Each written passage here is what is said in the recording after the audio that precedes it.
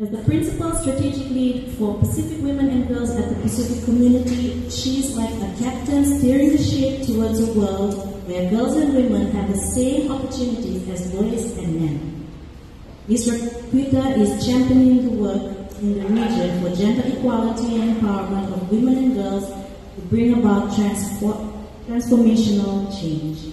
Let's give her a big round of applause for Ms. Raquita.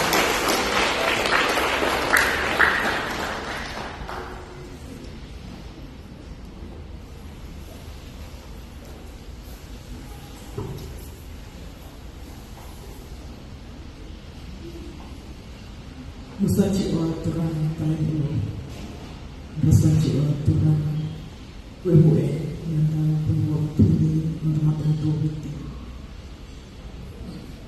Young boys and girls, the core of today's program.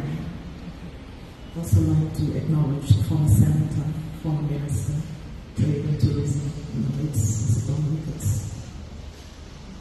Leaders in the various sectors represented here today, stakeholders in the adoptership